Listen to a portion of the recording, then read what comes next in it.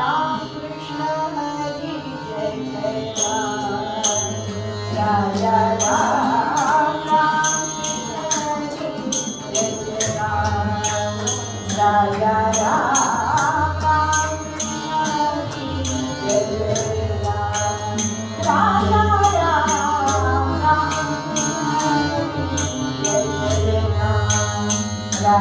राम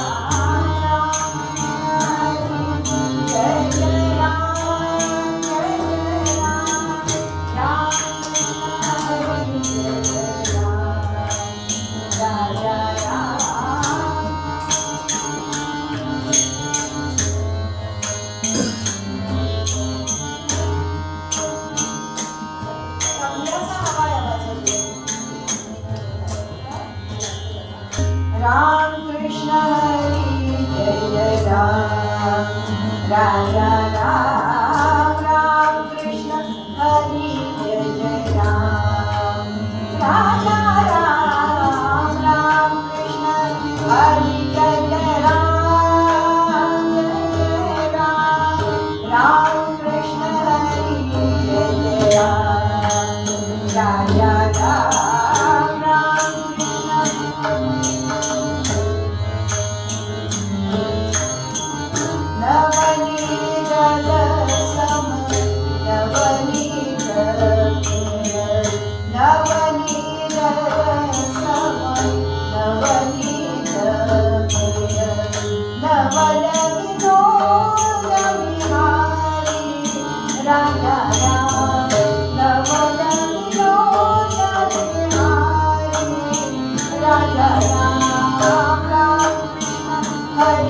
जय जय राम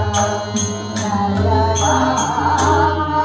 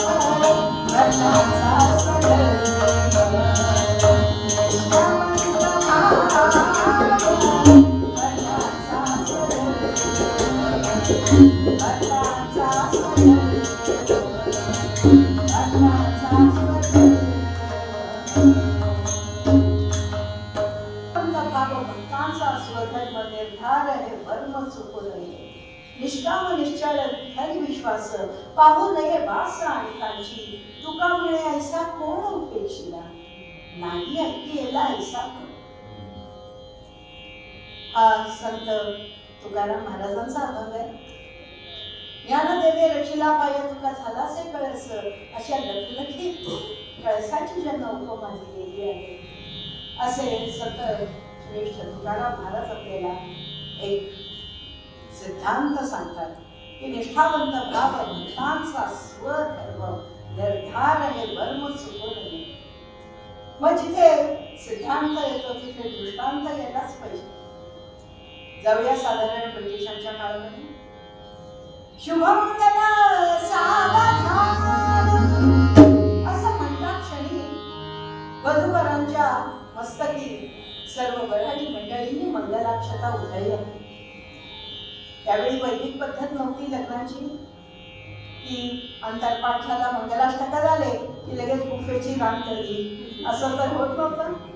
त्यामुळे किंवा मेकअप करायला वधू आणि वर निघून जातात आणि सगळेजण तात्काळ तुमच्यात कधी येतील कधी पाकिट देतो कधी बुफे घेतो आणि घरी जातो. हे असं त्यावेळी नव्हतं. धार्मिक पद्धतीनं ते लग्न होणार होतं आणि म्हणूनच ते सर्व विधी सुरू झाले.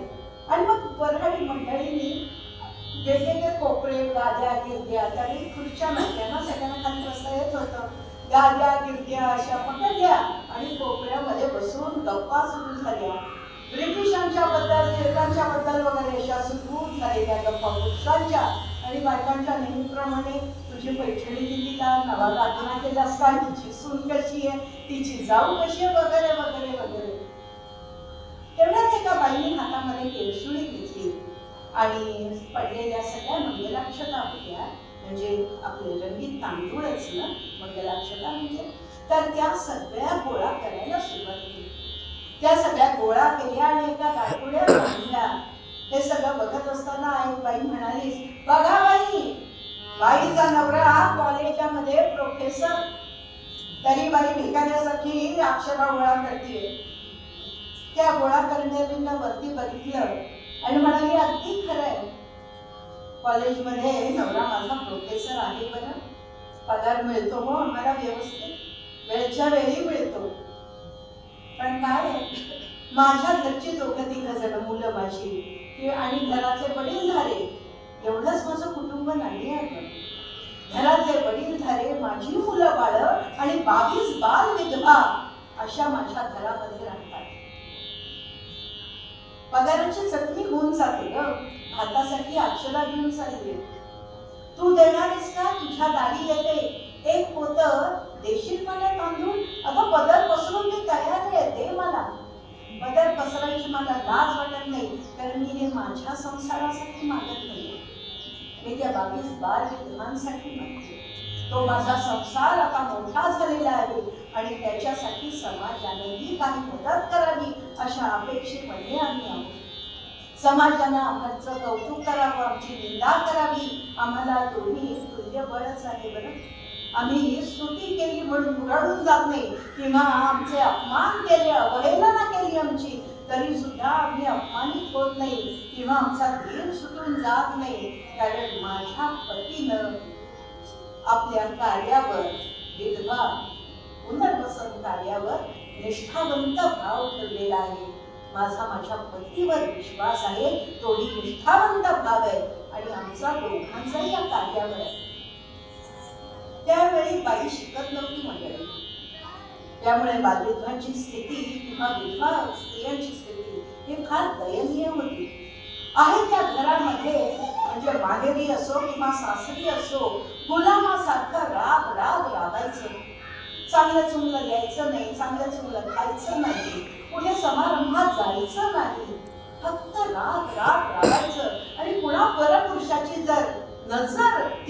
गेली तर विहिरीचा तळ गाठायचा एवढंच तिच्या कपाळी लिहिलेलं होतं. पण त्या बाईंच्या यजमानाने ठरवलं होतं की त्या कपाळी शिक्षणाची मोहोर उमटवायची. आपल्याला सावित्रीबाई फुलेंचं आपल्याला उदाहरण माहितीये, अखंड त्यांची उदाहरणं दिली जातात. पण हे कार्य जे सगळं होतं ते धोंडो केशव कर्वे हिंगणे स्त्री शिक्षण संस्था, आपण भारतरत्न धोंडो केशव कर्वे, अण्णासाहेब कर्वे यांनी सुरू केलेलं होतं. हिंगणे स्त्री शिक्षण संस्था त्यांनी काढली. SNDT आपण महाविद्यालय म्हणतो, महाविद्यालयापर्यंत गेले होते ते, पण ठाकर सिंगनी मोठी देणगी दिली आणि पुण्यात असणारी युनिव्हर्सिटी ही मुंबईला गेली आणि हिंगण्यापासून थोडी दूर झाली, पण कार्य चालू राहिलं स्त्रियांना शिक्षण देण्याचं. या विधवा स्त्रिया काय करायच्या? आश्रमात राहायच्या. हिंगणे स्त्री शिक्षण आश्रमामध्ये राहायच्या. आश्रमामध्ये राहून त्या शिकायच्या. शिक्षिका झाल्या. कोणी कारकुनाचं काम करायला सुरुवात केली. काही जणींनी नर्सिंगचं शिक्षण घेतलंय. आणि असं हे दाम्पत्य अण्णासाहेब कर्वे आणि अक्षरा गोळा करणाऱ्या होत्या त्या बाया कर्वे, त्यांची पत्नी. वि. स. खांडेकरांना अतिशय सुंदर उपमा या बाया कर्व्यांना दिली. ते म्हणायचे रामाची सीता आणि तुकारामांची अवली या बायामध्ये दिसते.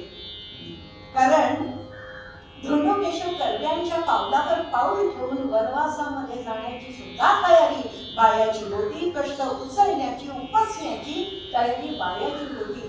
आणि त्याचबरोबर तुकाराम महाराजांची जी अवली होती तिचा जो तोंडाचा पट्टा चालायचा. कारण तुकाराम महाराज म्हणतात ना एखाद्याच्या दारीला कर्कशा, अहो जिला आपला संसार सांभाळायचा आहे, जिला आपल्या मुलाबाळांचं हित साधायचंय, ती कर्कशा नाही होणार तर काय होणार आहे? असा जर समाजसेवेला वाहिलेला नवरा मिळाला तर तिला आपल्या मुलांसाठी ठाम ठोक उभं राहणं गरजेचं आहे. पण आपल्या मुलांबरोबरच बायांनी ह्या विधवा स्त्रियांनाही जवळ केलं. नुसतं विधवा स्त्रियांना नाही तर पाय चुकलेल्या, कुठले तरी मार्ग चुकलेल्या अशा ज्या मुली असायच्या त्यांना सुद्धा बायांनी जवळ केलेलं आहे, त्यांचं संगोपन केलेलं आहे. बाया स्वतः बालविधवा होती बरं, पण धोंडो केशव कर्व्यांनी ठरवलं होतं की मी लग्न करीन तर पुनर्विवाह देशी करीन आणि म्हणून त्यांनी बायाशी लग्न केलं. केशवपन केलेली ही बाया होती, पण बाया आधी कर्व्यांशी लग्न केलं आणि मग तिने केस वाढवायला सुरुवात केली आणि अर्थातच कर्व्यांशी तिचं लग्न झालं आणि अन्नपूर्णा कर्वे म्हणून आनंदी कर्वे असं म्हणून ती त्यांच्या संसारात आली. निष्ठावंत भाव म्हणजे काय असतो तो या दोघांच्या वर्तणुकीकडे बघून, वागणुकीकडे बघून आणि कार्याकडे बघून आपल्याला कळतो की निष्ठावंत भाव आपल्या कार्यावर ठेवणं हा भक्तांचा स्वधर्म आहे. हे तुकाराम महाराज सांगतात. मग निष्ठावंत भाव म्हणजे कधीही न ढळणारा विश्वास असतो, तो दृढ विश्वास असतो आणि ज्याच्यावर आपण तो विश्वास टाकतो, आपलं जे ध्येय आहे मग संतांचं भगवंत ध्येय आहे. कर्व्यांचं ध्येय हे विधवा स्त्री शिक्षण आणि विधवांचं पुनर्वसन, विधवांचा पुनर्विवाह हे त्यांचं ध्येय होतं. भीमसेनजींचं ध्येय संगीत होतं, पण जो काय होता ते ध्येय म्हणजे प्रत्येकाचा विठ्ठल हा वेगळा असतो. कारण प्रत्येकाचा ध्येय हा त्यांच्या विठ्ठलासारखा असतो. अढळ विटेवर उभा आणि तो तुम्हाला शक्ती देणारा आहे. आणि ह्या ध्येयासाठी, ह्या विठ्ठलासाठी निष्ठावंत भाव ठेवणं हे भक्तांचा स्वधर्म आहे असं तुकाराम महाराज सांगतात. इथे तुकाराम महाराज आपल्याला एक टाइम टेबल किंवा काय म्हणूया आचारसंहिता आपल्याला सांगतायत. आणि ती आचारसंहिता म्हणजे ह्या भक्तांनी काय काय करावं तर त्याची भक्ती तो विठ्ठल स्वीकारेल, तर त्याचं ते ध्येय ते भक्ती स्वीकारेल आणि त्याची उपेक्षा करणार नाही असं तुकाराम महाराज आचारसंहिता सांगतात. आता धर्म सगळ्या वगैरे ह्याच्यावरनं इतका गोंधळ आणि गदारोळ आपल्याला सोशल मीडियावरनं ऐकू येतोय. पण धर्म म्हणजे काय हो, तर साध्या सोप्या भाषेमध्ये की आपण जन्माला येतो तेव्हा आपल्याला काही हक्क मिळतात आणि काही कर्तव्य मिळतात. कर्तव्य पालन करणं हा आपला धर्म आहे. मी एका घरामध्ये जन्म घेते, माझा कन्या धर्म सुरू होतो. माझ्या आई वडिलांच्या प्रती, माझ्या घराच्या प्रती माझी जी कर्तव्य आहे तो माझा कन्या धर्म. मी मोठी होते, माझं लग्न होतं. माहेरच्यांसाठी आणि सासरच्यांसाठी दोन्हीकडे आनंदाचा दिवा देणारी, प्रकाश देणारी अशी मी माहेरवाशीण आणि सासूरवाशीण असते. तेव्हा माझा माहेरवाशीण सासूरवाशीण हा धर्म सुरू होतो. भावंडांसाठी आणि सासरच्या श्रीमंतांसाठी सुद्धा माझा धर्म सुरू होतो. पत्नी धर्म तर आहेच आहे. पुढे मुलं झाली तेव्हा माझा मातृधर्म सुरू होतो. जेव्हा मी समाजात वावरते तेव्हा माझा नागरिकाचा धर्म सुरू होतो. जेव्हा मी देशाचे नागरिक होते तेव्हा देशप्रेमाचा धर्म हा माझा स्वधर्म असतो. इतकी साधी सोपी व्याख्या आहे, पण जे काय करायचं आहे ना ते निष्ठावंत भाव ठेवून करणं हे भक्तांचा स्वधर्म आहे. मग ह्याला प्रत्येक गोष्टीला काही करण्याला एक आपल्याला एक कुठेतरी ज्ञानवाची मेघ असते, कुठेतरी एक काय म्हणूया आपण एक युक्तीची गोष्ट असते. किंवा एक हल्ली आपण आता सोशल मीडियावर बघतो की भेंडीच्या भाजीला तार सुटली तर आमसूल टाकणं हे ते फक्त सगळ्यांना माहिती आहे. ही एक टिप असते. मग हे त्याचं वर्म असतं. तर हे वर्म होण्यासाठी किंवा एक काही घरपोच काही छान खमंग करायचं असेल तर सुकं खोबरं चांगलं परतून घ्यावं, सगळे मसाले चांगले परतून घ्यावे आणि मग वाटून घ्याव्या, म्हणजे आपोआप खमंगपणा त्या भाजीला येतो. हे त्याचं वर्म असतं. तसंच निष्ठावंत भाव ठेवायचा, मग त्याला एक वर्म असतं आणि ते वर्म म्हणजे निर्धार. हे वर्म चुकू नये. निर्धार कसा असावा तर नामदेव महाराजही आपल्याला सांगतात, आपले सारे संत आपल्याला सांगत जातात. हे सांगितलं ना, मग हे कसं करायचं हे घ्या, ह्या टिप्स.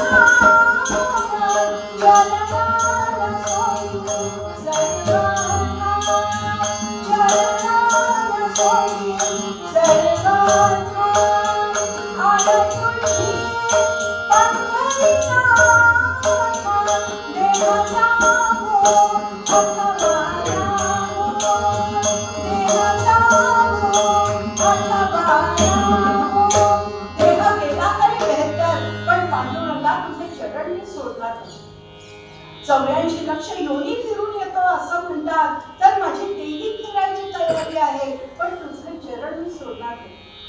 पाण्यातल्या कुठे पाण्यातल्या वनस्पतीचा अथवा कशाचा मला जन्म मिळाला, पाण्यातल्या म्हणजे जलचराचा मला जर जन्म मिळाला तर तो जन्म मला चंद्रभागेतच मिळू दे.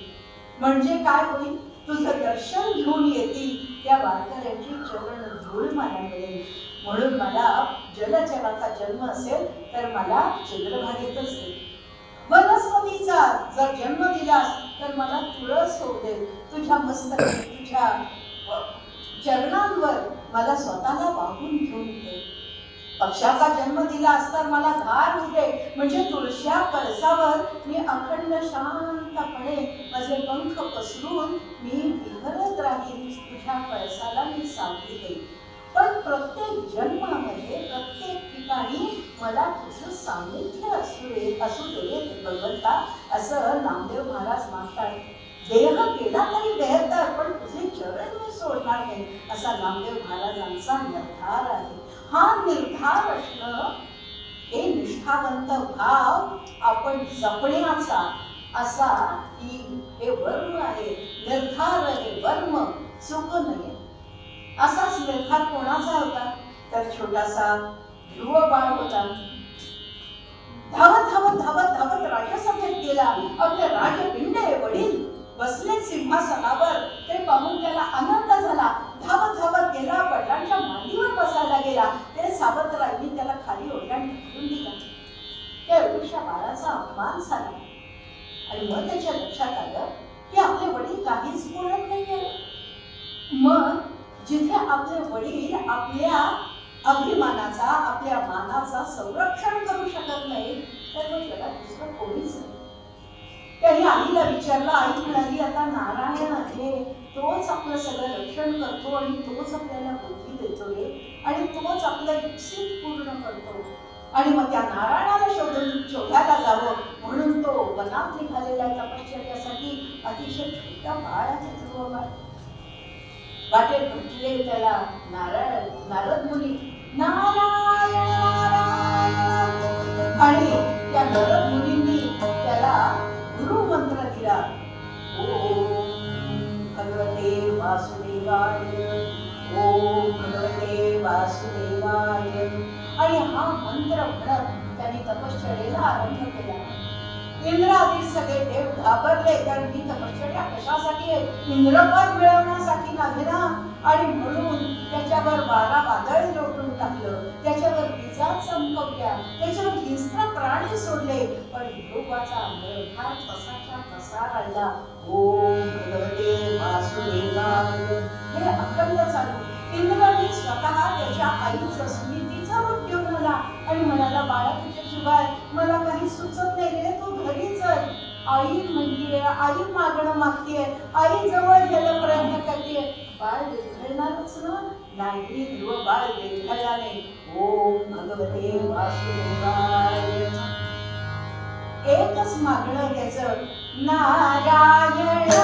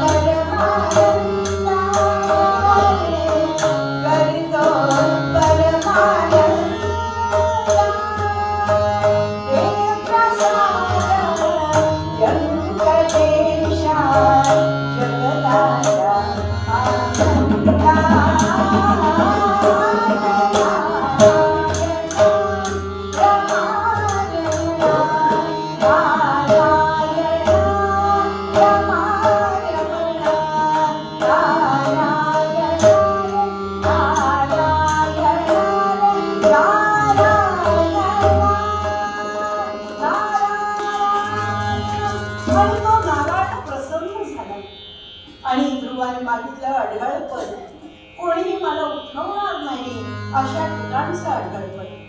ध्रुव ऋषी सप्तर्षींचे बरोबरची त्यांच्यावर दृष्टी, सप्तर्षींची त्याच्यावर अखंड दृष्टी आहे आणि सप्तर्षींच्या बरोबर कोणामध्ये ज्याला अढळपण मिळालं तो ध्रुवपाल.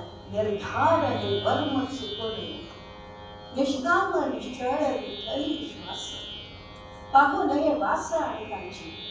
अहो आपल्याला कसं जमणार हो निष्काम करायला? कारण आपण गृहस्थाश्रमी, आपण भगवंताकडे गेलो तर आपले पदर कायम पसरलेले असतात. मी कॉलेजमध्ये होते तेव्हा SP कॉलेजला होते, तिथं समर्थांचं मंदिर आहे आणि तिथे आम्ही दर्शन घ्यायचो आणि पुढे जायचो. माझ्या मैत्रीण माझ्या प्रदक्षिणा झाल्या तरी माझी मैत्रीण आपली काहीतरी मागतच असायची. शेवटी मी तिला विचारलं की तू एवढा काय मागतेस ग? तर ती म्हणाली, तू सांगणार नाहीस ना कोणाला? खरं तर आपण देवाला मागितलेलं ना पुण्याला सांगायचं नसतं, पण तू मी बाबाची मैत्रीण केली म्हणून मी तुला सांगते. मी त्याच्याकडे काय मागते माहिती का? देवा मला नोकरी मिळू दे, आधी डिग्री मिळू दे मग नोकरी मिळू दे. देवा मला नोकरी मिळू दे आणि मग मला इंजिनियर नवरा मिळू दे. तो परदेशी जाऊ दे, परदेशी गेल्यावर त्याला ग्रीन कार्ड मला ग्रीन कार्ड मिळू दे आणि तिथे मी आनंदानं राहू दे. पहिला मला मुलगाच होऊ दे, मुलगा मोठा होईल तेव्हा तो माझ्या जवळच राहू दे.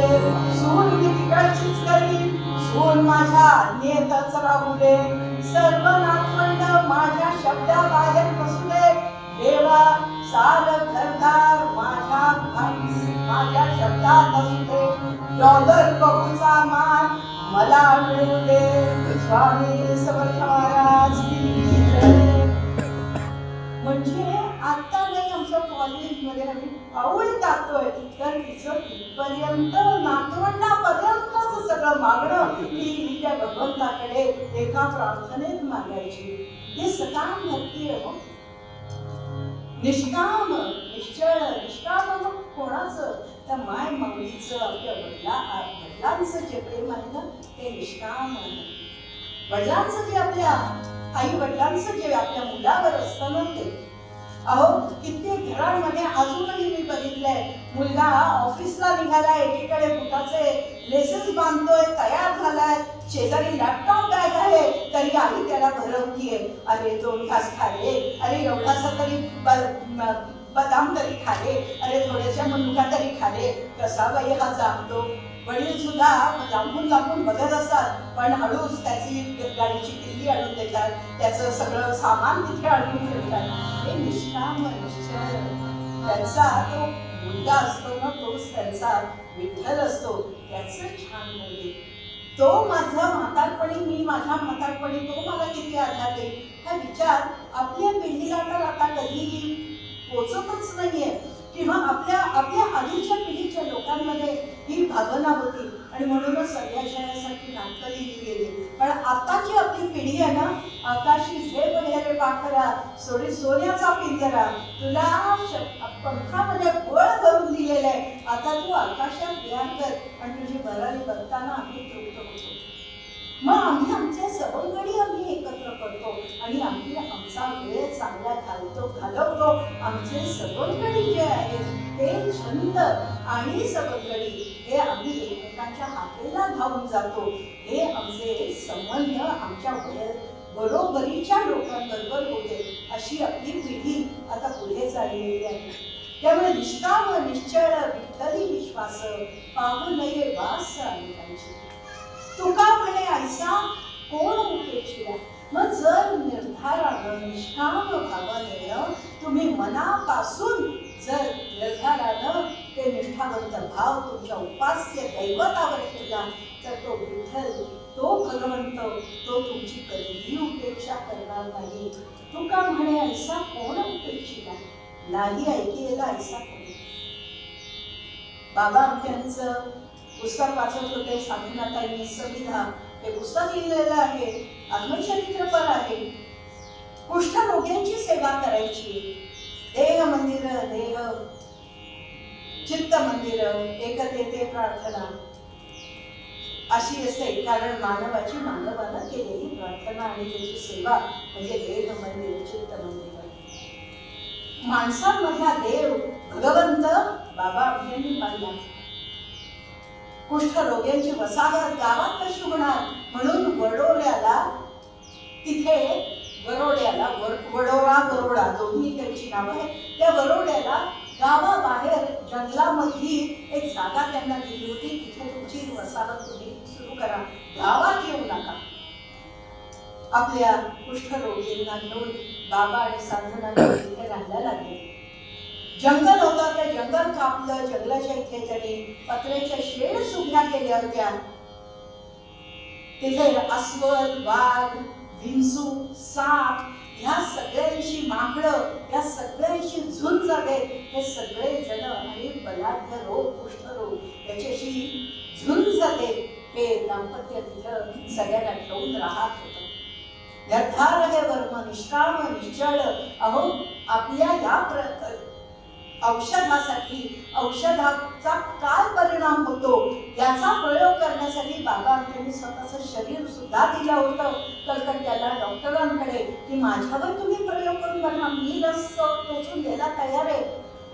असं स्वतःचं शरीर सुद्धा निष्काम भावनेनं त्या व्यक्तीनं डॉक्टरांच्या हवाली केलं होतं. आणि तेव्हा कुठे कुष्ठरोगाची लस म्हणजे काय हे अस्तित्वात आली आणि त्याचा पुढे औषधोपचारामध्ये फार मोठा महत्वाचा बदल या सगळ्या औषधोपचारांमध्ये आणि उपचारांमध्ये झाला.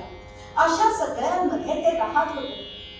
साधारण त्यांचा भगवंतावर अतिशय विश्वास होता आणि म्हणून त्या भगवंताच्या मंदिरामध्ये जायच्या. बाबांचा भगवंतावर विश्वास नव्हता पण साधनाताईंवर होता आणि म्हणून साधनाताईंबरोबर ते भगवंताच्या मंदिरापर्यंत जायचे. साधनाताई चपला काढायच्या, आत मंदिरात जायचे, बाबा चपलांचे इथे उभे राहायचे. साधनाताई दर्शन घेऊन बाहेर आल्या की बाबा त्यांच्या बरोबरीनं चपला घालायचे की परत निघायचे आणि गप्पा मारत मारत आपल्या वस्तीवर यायचे. त्यांनी साधनाताईंना कधी सांगितलं नाही की तू भगवंताकडे का कशालाही जातेस, नको जाऊस, हे त्यांनी सांगितलं नाही. आणि साधनाताईंनी त्यांना सांगितलं नाही की तुझ्याकडे नमस्कार करा, कारण त्यांचा विठ्ठल हा कुष्ठरोगी होता हे त्यांना माहिती आहे. प्रत्येकाचा विठ्ठल वेगळा असतो आणि म्हणून हा विठ्ठल विश्वास. आणि एक दिवस सोसाट याचा वादळ वारा सुटला. अगदी चक्रीवादळ होतं ना तसं झालं ते वादळ झाल्यावर सगळ्या पत्र्याच्या शेड्स होत्या त्या उडून गेल्या आणि उडून कुठेतरी जंगलात जाऊन पडल्या. सगळे जण थांबून राहिले, वृक्ष उन्मळून पडत होते.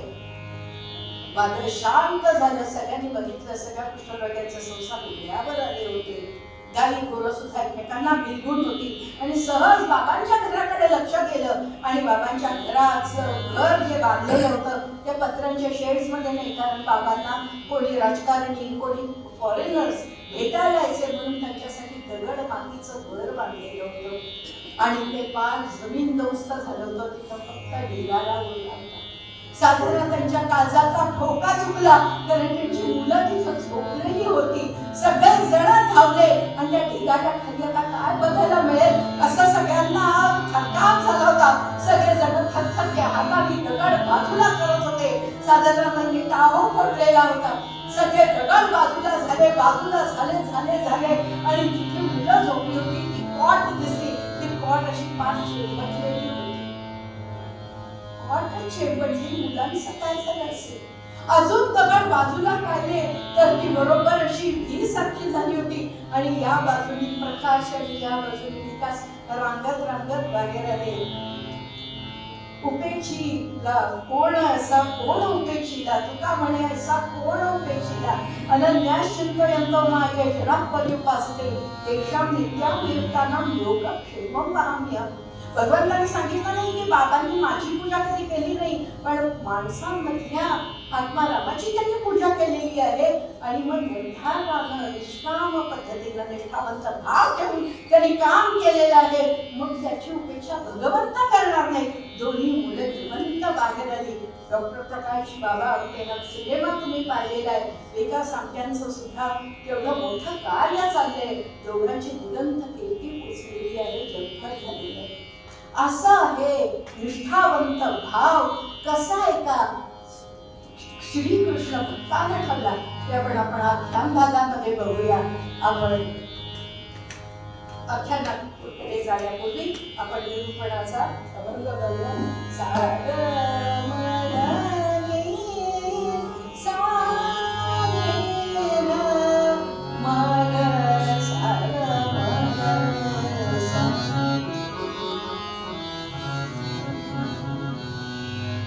निष्ठावंत भाव भक्तांचा स्वधर्म, निष्ठावंत भाव भक्तांचा स्वधर्म,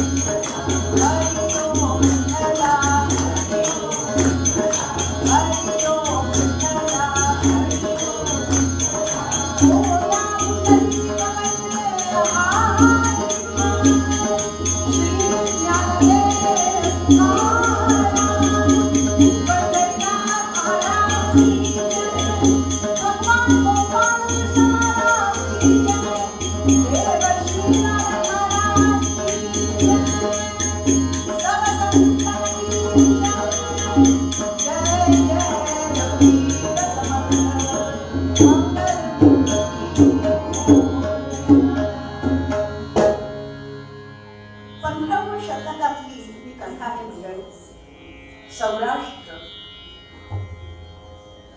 अबूची महादेवी, गिरनार आणि ह्या सगळ्यांनी सोरटी सोमनाथ या सगळ्यांनी वेगवेगळं असं हे सौराष्ट्र, जिथे भक्तीचा उमाळा होता, जिथे भक्तीचा जिव्हाळा होता, तिथलंच एक गाव जुनागड. संध्याकाळची वेळ झालेली होती. माणसं अजून रानातनं परतणार होती. जुनागड हे अतिशय श्रीमंत शहर होतं बरं, कारण व्यापारी पेढी तिथे अनेक होत्या. अशा पेढ्या होत्या की ज्याच्यामध्ये सोनं रत्न यांची देवाणघेवाण चालायची, पैशांची लेनदेन व्हायची. आणि तिथला राय मंडळी हा जो जुनागड आणि पंचक्रोशीतला जो राजा होता तो सुद्धा न्यायप्रिय होता. त्यावेळी एक काळ असा होता की मुसलमानांच्या आक्रमण तिथे होत होती. थोडीशी भीतीची वातावरण, भीतीचं वातावरण असायचं एवढं मात्र नक्की. पण राय मंडलिकाच्या या संपूर्ण राज्यामध्ये ते सारं जुनागड आनंदानं राहत होतं. जसं प्रत्येक गावात असतं तसंच एक तिथे एक अड्डा होता, कुत्सरोटा म्हणूया. तर पार होता एक, आणि वेशीच्या बरोबर समोर असलेला तो पार होता. त्या पारावर बसायचं आणि कोण आलंय, कोण गेलंय, कोणाकडे आलंय, कशासाठी आलंय, काय काम आहे, या सगळ्या चौकशा तिथे व्हायच्या. गावात कोणाकडे काय चाललंय, कोणी काय केलं, कोणी लेनदेन किती केली, हे सगळे बाजार भाव आणि सगळे त्या कुत्सर रोट्यावर व्हायचे. सगळ्यांच्या लक्षात आलं की लांबून कोणीतरी एक आसामी छाप छाप छाप छाप छाप छाप छाप छाप चालत येते. लक्षात आलं तर आता म्हातारे बाबा आहेत, ते असे अगदी अंगावर फाटके तुटके कपडे आहेत, धुळीनं अंग माखलेलं आहे. बहुतेक खूप लांबून ते चालत असावे. अहो, पापण्यांवर सुद्धा धूळ होती. म्हणजे किती धूळ उडवत आणि तुडवत ते आले होते हे लक्षात येईल. आले ते आणि दृष्टीपथात आले. सगळ्यांनी विचारलं, थांबा, आइए, यहाँ पधारिए, पधारो हमारो देश. आपण म्हणतो ना, पधारो हमारो देश. बोला, काय म्हणणं, कोण, कुठले, काय. त्या ब्राह्मण देवतेने हात जोडले आणि म्हणाला, बावळा दिनवाणासा फाटके वस्त्र नेसला, दरिद्री अन्न न खाया, अस्ति पंजर भासला. विप्र समोरी उभा राही, म्हणे द्रव्य हवे मला, कन्या एकची मजला, विवाह तिचा करावया. तिचा विवाह करायचा, कन्या आहे व मला, सर्व गुण संपन्न आहे, फक्त एक गुण कमी पडतो आणि तो गुण म्हणजे द्रव्याचा. मुंड्यासाठी पैसे नाही तो माझ्याकडे. लक्षात आलंय की जुनागड इथे धनाढ्य लोक राहतात आणि कुठेतरी मला काहीतरी धर्मपिता मिळेल, माझ्या मुलीचा धर्मपिता मिळेल, तो माझ्या मुलीचं कन्यादान करेल, मला मुंड्यासाठी पैसे देईल, आणि म्हणून मी आलो. तुम्ही गावातले दिसता, गावातली बित्तम बातमी तुम्हाला माहीत आहे असं दिसतं. आणि मग तुम्ही मला सांगा की असा कोण दयाळू, कनवाळू, धनाढ्य माणूस आहे की जो मला सहाय्य करेल. कुत्सर रोट्यावरील सगळ्या मंडळींनी एकमेकांकडे बघितलं, करूया करूया, सांगूया. अहो म्हणे, आहे ना, अगदी बरोबर ठिकाणी तुम्ही आलात. बरं, तुम्ही जुनागडला आलात, हे तुमचं भाग्य थोर. अहो, तुम्हाला नक्कीच सहाय्य मिळणार. अहो, इतका धनिक आहे, इतका धनिक आहे तो की त्याच्या मुलीचं सासर सुद्धा श्रीमंत आहे. बरं, बडा नगरच्या बडा धनिक जो आहे त्याची मुलगी ह्या मुलाला, त्याच्या मुलाला दिलेली आहे. इतका श्रीमंत आहे तो. त्या मुलीचं लग्न झालं, मुलीचं डोहाळ जेवण होतं. आणि डोहाळ जेवणाला आपल्याकडे कशी पद्धत आहे तुम्हाला माहिती आहे. मामेरू घेऊन जायचं असतं. मामेरू म्हणजे आहेर. अहो असा आहेर नेला त्यानं की लोकांचे डोळेच फाटले. कारण अशी रत्न आणि असे श्रीमंती कपडे कोणी कधी बघितलेच नव्हते. असं मुलीचं डोहाळ जेवण मामेरू त्याने अतिशय उत्तम केलेलं आहे. मुलाची जी बायको आहे, त्याची सून आहे, ती सुद्धा बडा नगरच्या बडा धनिकाची मुलगी आहे. आणि त्याही लग्नामध्ये असेच रत्न माणकांनी लगडलेले असे तसे वऱ्हाडी त्यानं कुठून तरी बोलवले होते. अहो याच्या नावाच्या व्यापाराच्या हुंड्या असतात ना, त्या हुंड्या सुद्धा सगळ्या भारतभर चालतात. काशीला सुद्धा चालतात. तिथं त्याचा गुमास्ता येतो आणि तुमच्या त्या हुंड्या सोडून देतो. इतका श्रीमंत आहे. आणि तो कनवाळू आहे बरं. हो का? कुठे राहतात ते समोर सोन्याचा कळस दिसतो ना, तिथे ते घर त्याचं. अहो ते मंदिर आहे. हो मंदिरातच राहतो. कसं आहे त्याचं घर? अहो चौघडा धडतो त्याच्या दारी. सोन्याचा कळस गृहिणी उभारलीला, सोन्याचा कळस गृहिणी उभारलीला, देव उभारलेला दृष्टी भूमी, देव उभारलेला दृष्टी भूमी. चौघडा धडतो नित्य महाद्वारी, चौघडा धडतो नित्य महाद्वारी, जन येती सारे दर्शनाला, जन येती सारे दर्शनाला.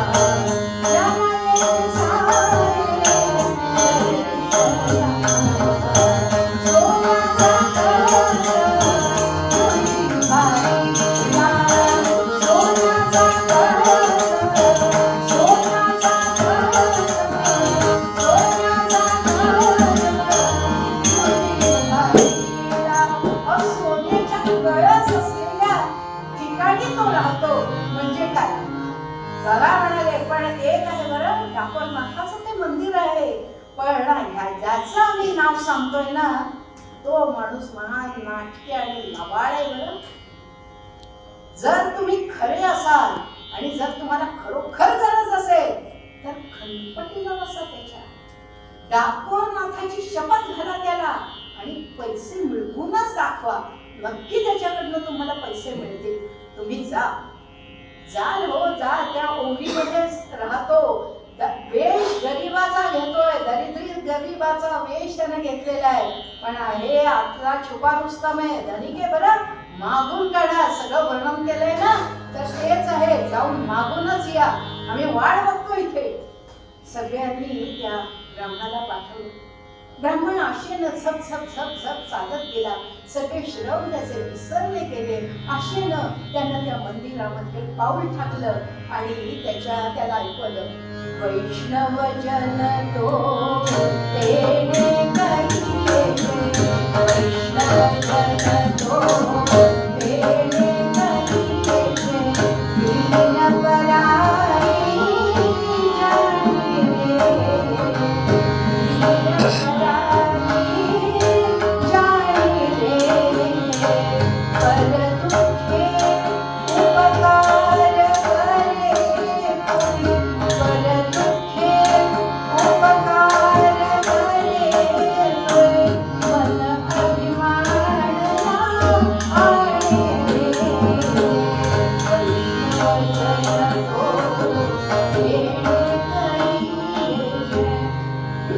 वैष्णव जन तो तेने कहिये, दीन पराई जाने रे, दीन म्हणजे तिला समजून पर दुःखे उपकार करे.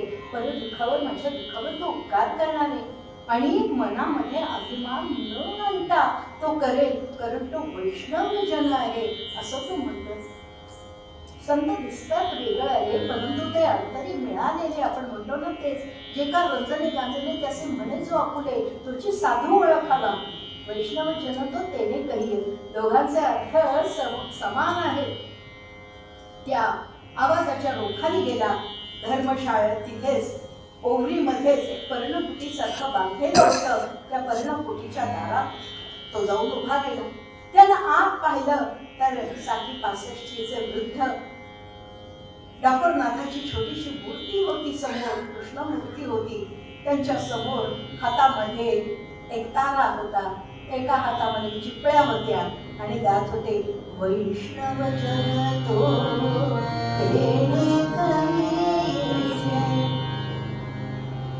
आवाज ऐकून सारे श्रम नाहीसे झाले. अशा पल्लवीत झालेल्या होत्या. एक सुखा समाधानाची लहर आत्मा येत होती आणि चित्र गात्र त्यांची सगळी चित्त आणि गात्र ते सगळी पुलकित करत होते. शांत शांत वाटत होतं. म्हणजे काही बोलणं व्हायच्या आधीच आपल्याला तिथल्या वेव्स जाणवतात, आपल्याला तिथली स्पंदनं जाणवतात. तर हे पवित्र ठिकाणे हे त्यांच्या लक्षात आलं. गाणारे थांबले कारण त्यांच्या लक्षात आलं दाराशी कोणीतरी आहे. त्यांनी मागे वळून बघितलं तर ब्राह्मण देवता उभे आहेत आणि म्हणून त्यांनी एकतारा खाली ठेवला, चिपड्या खाली ठेवल्या, उभे राहिले आणि म्हणाले पधार. त्यांना हातपाय धुवायला पाणी दिलं, प्यायला पाणी दिलं आणि फाटक्या तुटकीची कांबळ होती त्याच्यावर त्यांनी बसवलं. अहो पेला जो दिला त्यांना किंवा तांब्या जो दिला त्या तांब्याला सुद्धा पोचे आले होते. हो, त्या ब्राह्मण देवतांनी हे सहज असं बघितलं तर ते एकटेच दिसत होते आणि काही त्याच्याकडे कुठे काही सामानच दिसत नव्हतं. फक्त मूर्ती होती, एक कपडा फक्त धोतर दांडीवर होतं आणि ते बसलेले होते. धाबर सुद्धा त्याची फाटकी तुटकी होती. हे देणारे पैसे म्हणा, पण त्या लोकांनी सांगितलं दिसतो तसं जाऊ नकोस बरं. दिसतो तो अगदी दंत्री आत आहे, त्याच्याकडे आहे, असेल कंजूस असेल कदाचित, म्हणून असा राहत असेल. नरसिंहजींनी विचारलं कोण हवे तुम्हाला? ते म्हणाले नरसिंह भगत म्हणतात ते तुम्हीच ना? मी या देहाला नरसिंह म्हणतात. श्रीकृष्णाचा भक्त आहे म्हणून सगळेजण मला नरसिंह भगत म्हणतात. मीच आहे. काय काम आहे? मला पैसे हवे. पैसे हवे? नरसिंहजी तपसपापले म्हणाले अहो तुम्ही बघताय ना माझी परिस्थिती. मी आईचीच वृत्तीनं राहतो.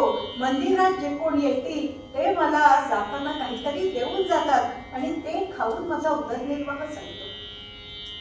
माझी मुलगी श्रीमंताकडे दिली आहे माहिती आहे, पण आता मुलगी सासरी गेली, माझ्याकडे काहीच नाही उरलं. माझी सून श्रीमंता घरची होती, पण माझ्या मुलाचं निधन झालं आणि ती मुलगी आपल्या माहेरी निघून गेली. माझी पत्नी होती, जीवाला जीव देणारी पत्नी होती, पण आता तिचंही निधन झालं. मी आता एकटाच राहतो. श्रीकृष्ण भक्तीमध्ये माझा वेळ व्यतीत करतो. माझ्याकडे काही नाही हो, आहे हे सगळं तुम्हाला दिसतंय. खोटं बोलू नका म्हणाले. मी सगळी चौकशी करूनच तुमच्याकडे आलेलो आहे. मुलीला तुम्ही जर असे दरिद्री तेव्हापासून होतात तर मुलीचं तुम्ही मामेरू म्हणजे डोहाळ जेवण थाटामाटा तेवढा मोठा आहे दिलात कसा?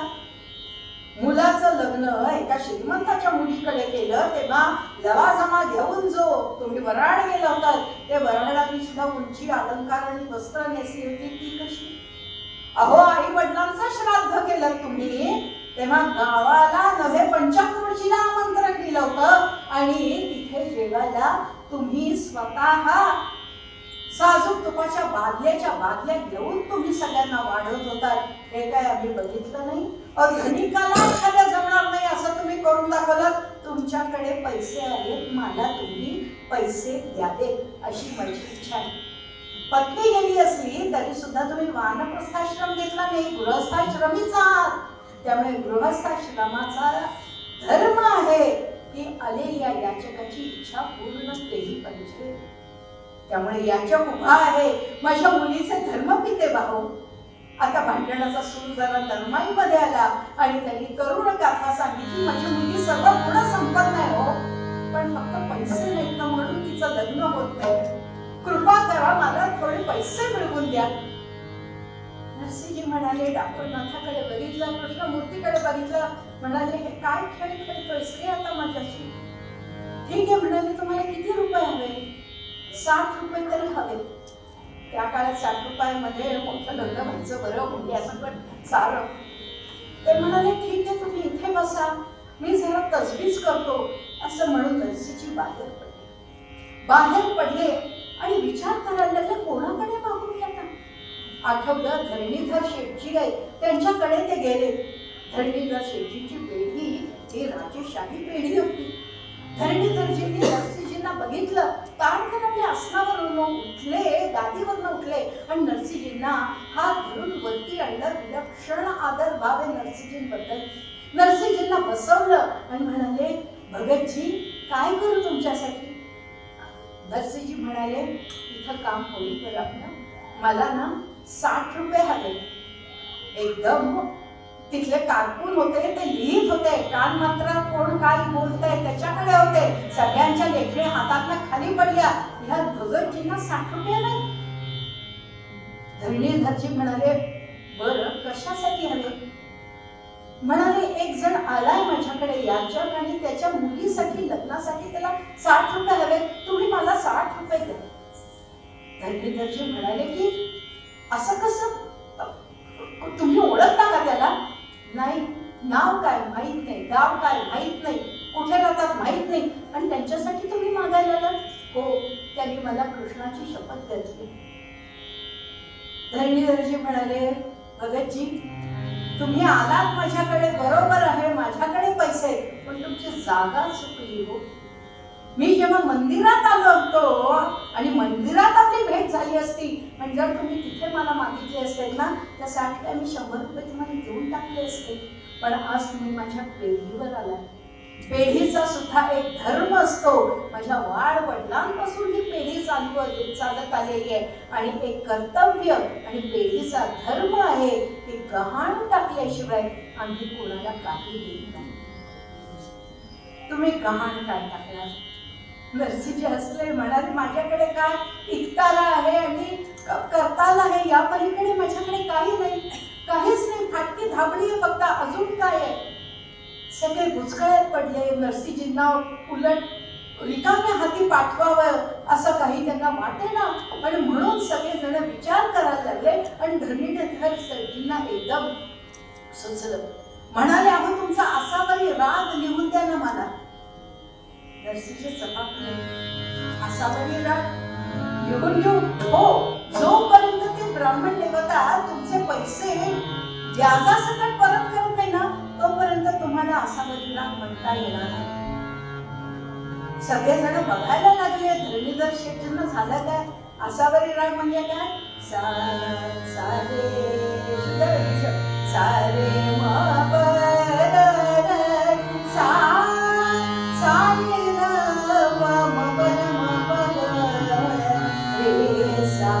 हा साधा असावरी राग आहे. आता मी गायले संपला विरला तो, मग तो लिहून कसा घेणार? पण तरी धरणीधरजी म्हणाले, बघा तेवढा एकच मौल्यवान गोष्ट तुमच्याकडे आहे. म्हणाले, ठीक आहे लिहून घ्या. धरणीधर शेठजींनी लिहून घेतलं की जोपर्यंत ब्राह्मण देवता येऊन पैसे आणि व्याज, मुद्दल आणि व्याज देत नाही, तोपर्यंत नरसीजी आसावरी राग काढणार नाही. नरसीजींनी सही केली, 60 रुपये घेतले आणि जड अर्थात कर्णाने परत. आसावरी राग साधा सुद्धा नव्हता हो.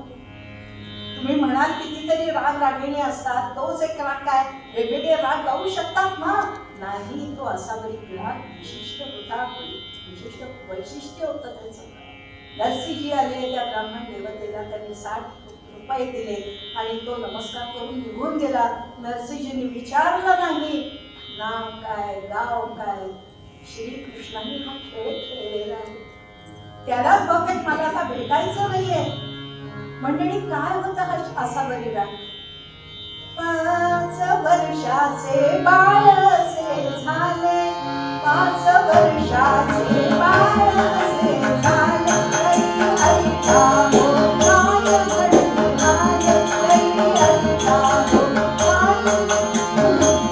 छोटा नरसी गावामध्ये गेला, छोटा नरसी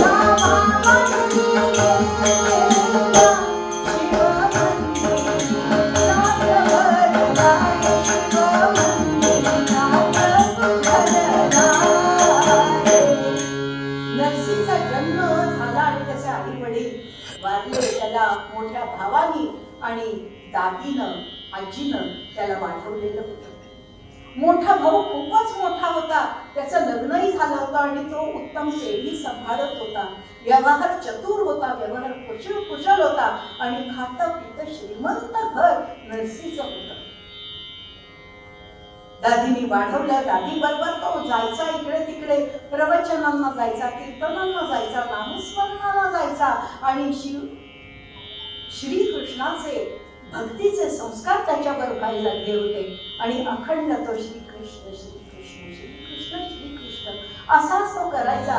त्याचे खेळ सुद्धा कृष्णासारखेच होते आणि श्रीकृष्ण आपला सवंगडी आहे असं म्हणून तो त्या श्रीकृष्णाला कल्पित करून तो त्याच्याबरोबर कल्पनेतल्या श्रीकृष्णाबरोबर खेळायचा. लोक म्हणायचे, अरे तुझा हा भाऊ धाकटा इतका वेडसर कसा रे, त्याला वेळीच सावर आणि त्याला वेळीच व्यवहाराला लाव. पण मोठ्या भावाचं दादाचं कुठे सगळे प्रयत्न फोलच झाले, कारण त्याला नरसीला कुठेही व्यवहार ज्ञान देताच येऊ शकत नव्हतं, कारण नरसी तो ग्रहणच करत नव्हता. मग आता इकडे तिकडे गावात हिंडतोय, बायकांमध्ये बसतोय, भजनं गातोय, त्याच्यापेक्षा आपल्या घरातली गाई गुरं घेऊन चरायला जा असं म्हणून त्याला सांगितलं. त्यालाही तो आनंद झाला, कारण माझा कृष्ण सुद्धा गाई गुरं वनात घेऊन जायचा आणि तो अतिशय प्रेमानं गाई गुरांचं सगळं करायला लागला. म्हणजे एखाद्या पिढीतल्या शेडलीचा धाकटा भाऊ काय आहे तर बुराखी आहे. पण त्याची कुठेही त्याला लाज वाटत नव्हती, कुठे संकोच वाटत नव्हता. एक दिवस तो धावत आला, एक दिवस वहिनीकडे आला, म्हणाला, वहिनी वहिनी मला जेवण दे, भूक लागली मला. ती बिचारी दमली होती आणि तिने त्याला अपमानास्पद तिने बोलली आणि तिने त्याचा अपमान करून त्याला हाकलून दिला. म्हणाली, देणार नाही, नुसता फुकटचा गिळायला येतोस, चल हो बाहेर, माझी जेव्हा झोप आणि विश्रांती होईल तेव्हा तुला जेवायला घालेल, नुसता उदारक्या करतोस, लाज आणतोस तू घरादाराला. नरसीच्या मनाला हे शब्द झोपले आणि ताना तो जुनागडच्या बाहेर पडला, ओढ्या काठी आला आणि तिथे एक जुनं शिव मंदिर होतं, तिथं तो गेला. त्या शिव मंदिरामध्ये त्यांनी बघितलं तर पाला पाचोळा आणि धूळ आणि सगळं साठलेलं होतं. अरे रे, या मंदिरात कोणी येत नाही का काय? आणि म्हणून त्यांनी तिथले फांद्या घेतल्या, त्याचा झाडू केला, शिव मंदिर साफ केलं. ओढ्यावर गेला, आपली पैरण काढली, ती पाण्यात बुचकळली आणि त्यांनी येऊन त्या शिवपिंडीवर त्यांना पिळलं आणि शिवाला स्नान घातलं. हे दुपारचं झालं होतं. करता करता संध्याकाळ झाली आणि मग मात्र अंधार पडायला लागला आणि कोल्ह्याचे कुत्र्यांचे आवाज ऐकू यायला लागल्यावर त्यांनी त्या शिवपिंडीला घट्ट मिठी मारली आणि तिथे डोकं ठेवून तो झोपला. कुठेतरी स्वप्न पडलं त्याला आणि त्याला कोणीतरी जागं करतंय असं लक्षात आलं. त्याने डोळे उघडून बघितली तर भस्मावती रुंड्या माया, रुंड्या माया, भस्मावती रुंड्या माया, रुंड्या माया, आधी त्रिशूळ नेत्री वाळा, आधी त्रिशूळ नेत्री वाळा, गजाच्या गव्या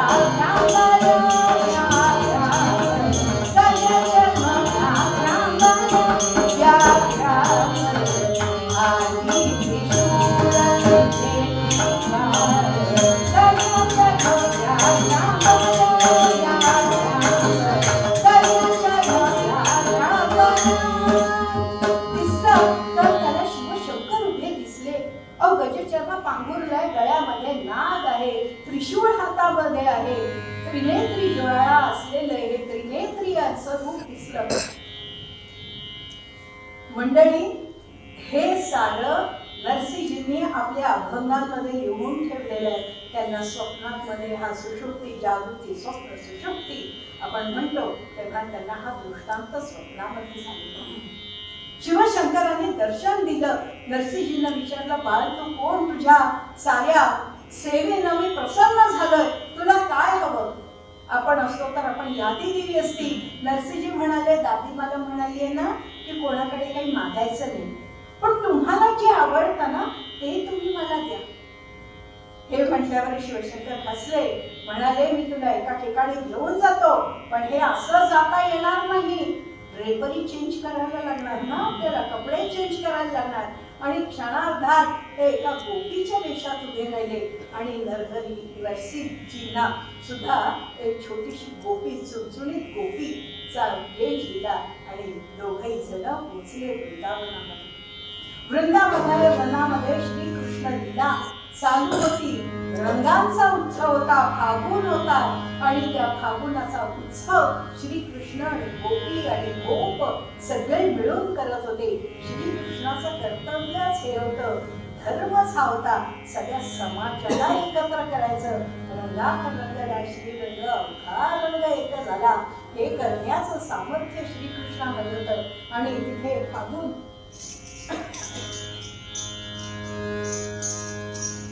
सुरू झालेला होता. फागुन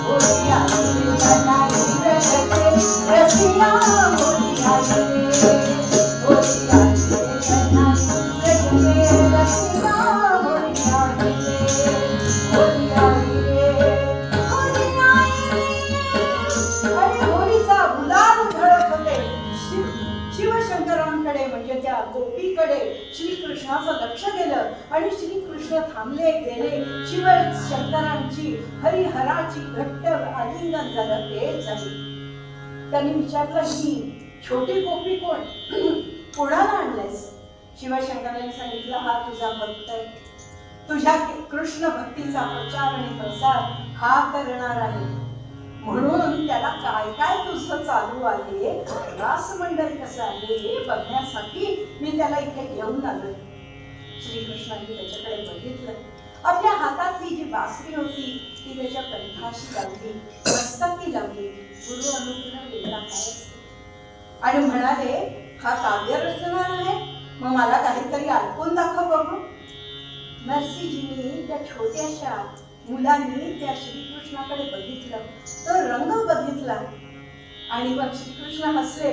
काहीतरी मुलाला द्यावं लागतं, मगच मूल बोलायला लागतं आणि हे करायला लागतं ना, आपल्याशी गप्पा मारायला लागतं. म्हणून श्रीकृष्णाने आपल्या गळ्यातला तुळशी हार काढला आणि त्याच्या गळ्यात घातला.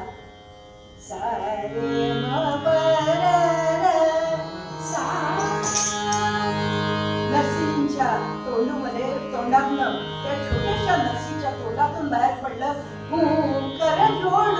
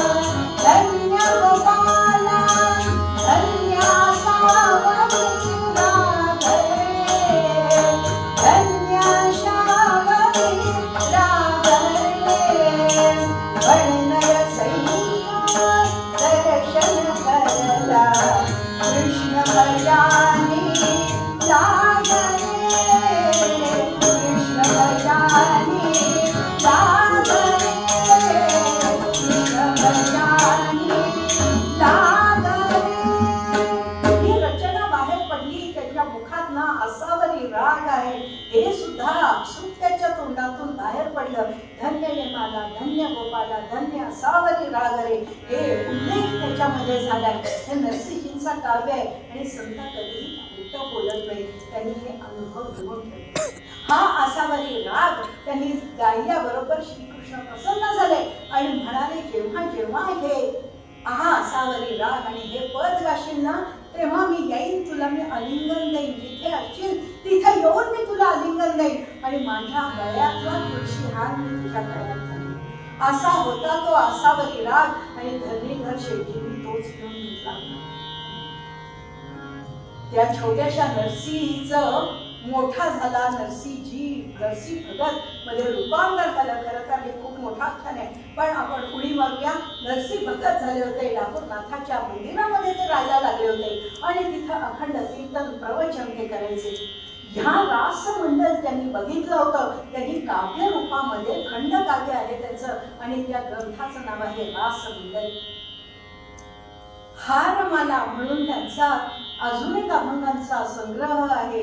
त्या कृष्णाने दिलेल्या हारावर त्यांनी लिहिलेलं आहे, जीवा थकी असत्य ना बोलू, असं नरसिंहजी म्हणतात. त्यामुळे ह्या रागाचं इतकं महत्व होतं आणि आता तो राग मिळणार नाही, आता गाता येणार नाही. गाता येणार नाही म्हणजे काय झालं, त्या श्रीकृष्णाचा आलिंगन मिळणार. श्रीकृष्णाचा भक्तीचा प्रचार प्रसार नरसिंहजींनी सुरू केला आणि हा मंडा पंचकोशीमध्ये ह्या कृष्ण भक्तीचे भक्त गोळा व्हायला लागले. नरसिंहजींच्या भजनासाठी, नरसिंहजींचे शब्द ऐकण्यासाठी सगळे जण स्त्री पुरुष त्या लाकूरनाथाच्या मंदिरामध्ये एकत्र यायचे आणि कृष्ण भक्तीचा कल्लोळ तिथे उमटायचा, तिथे तो गाजायचा आणि नरसिंहजी स्वतः मध्ये उभं राहायचे. एकतारीवर ते भजन गायचे आणि सगळे जण फेर धरायचे आणि सगळे जण कृष्ण भक्तीला लागले. आता ह्या उत्सव रोट्यांवर बसलेल्या ह्या गतभ्रष्ट लोकांना हे कसं बघवणार आणि म्हणून ते राजाकडे गेले. अंधश्रद्धा निर्मूलन समितीचे लोक होते, ते गेले आणि त्यांनी रामंडिकांना, त्या राजाला त्यांनी सांगितलं. राजा न्यायासनावर बसलेला होता आणि राजाला सांगितलं, आम्ही फिर्याद घेऊन आलोय, आक्रमण होत आहेत मुसलमानांची, यवनांची आणि आपले सैनिक प्राणपणानं रक्षण करतायत, पण हा नरसिंह भोंदूगिरी करतोय आणि आपल्या सर्व नागरिकांना तो टाळ फुटायला लावतोय. पण त्या लोकांना माहित नव्हतं, राजाला माहित होतं की हा नुसता टाळ फुटत नाही, हा श्रीकृष्ण चरित्र सांगतोय.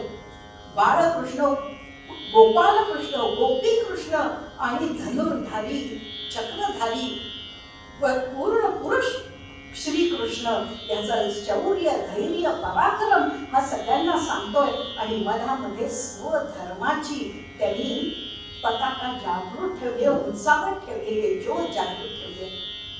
पण रायमंडिक बसले होते न्यायासनावर आणि न्यायासन काय मागतो, पुरावा. त्यांनी सांगितलं, ठीक आहे, जा त्या नरसिंहजींना बोलवून घेऊन या.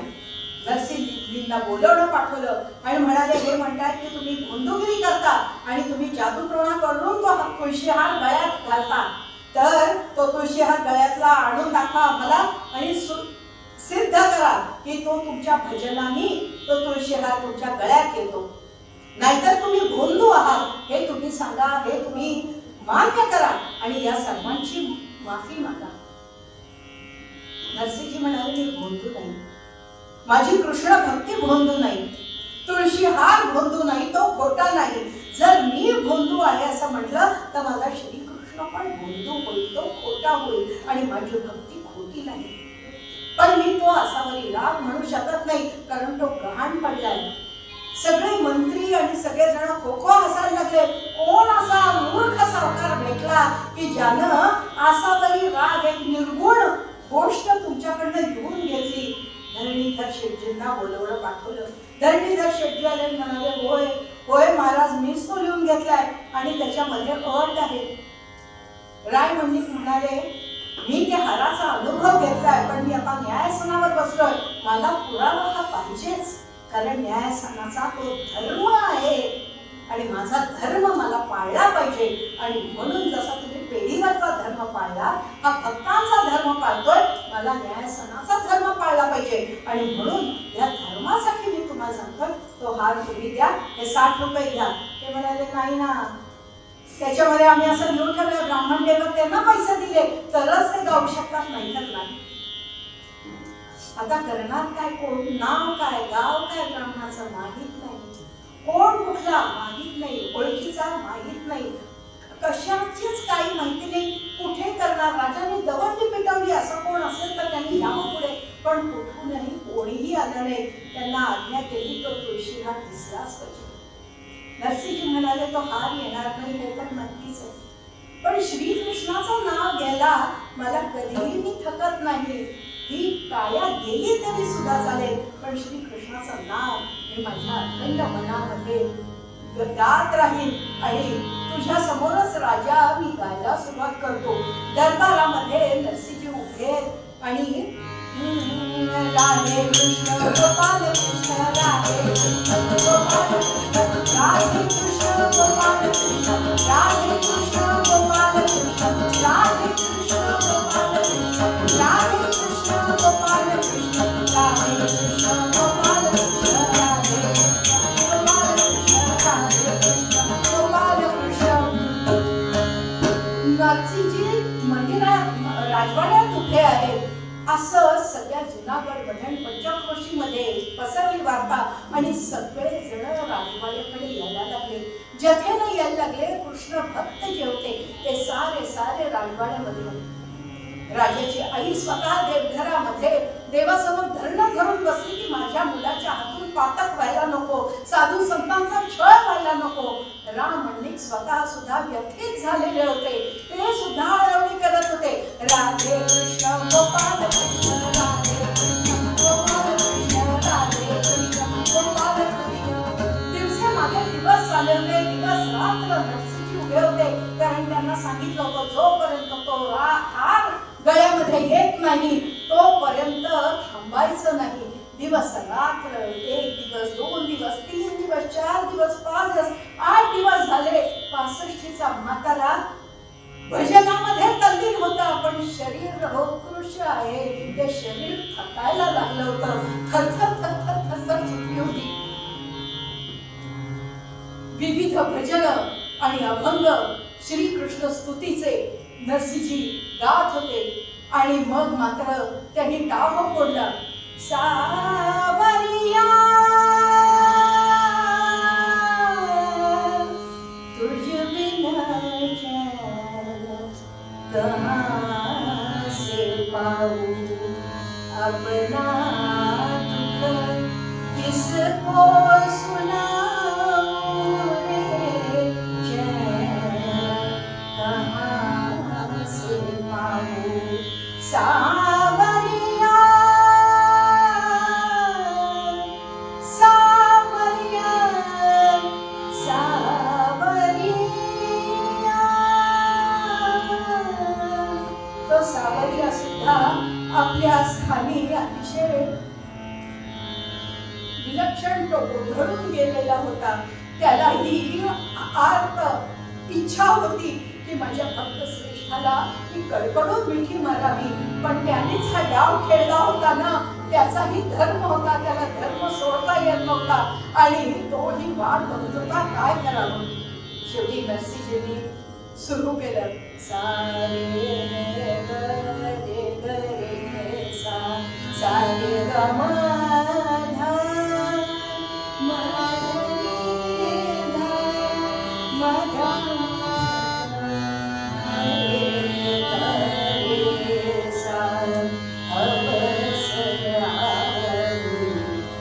असे अनेक अभंग नरसिंहजींनी लिहून ठेवले. राम मंडलिक मारशे मारतोय, राम मंडलिक मला शिक्षा करतोय, तू ये रे, असे अनेक अभंग आहेत. संत कधीही खोटं बोलत नाही. अवसर आली राही राज, अवसर आली राही राज, अवसर आली राही राज.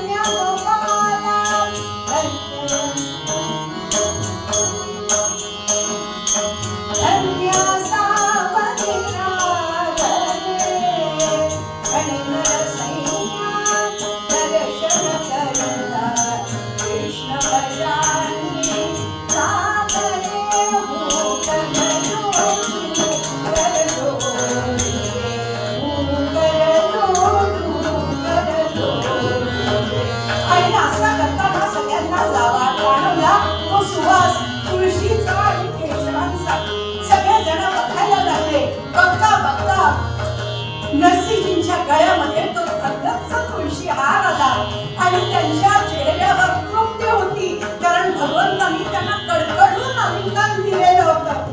ते आलिंगन भगवंताचं आलिंगन होतं, त्यामुळे तृप्ती ओसंडून वाहत होती. सगळ्यांना त्यांच्या चेहऱ्यामध्ये श्रीकृष्ण दिसत होता.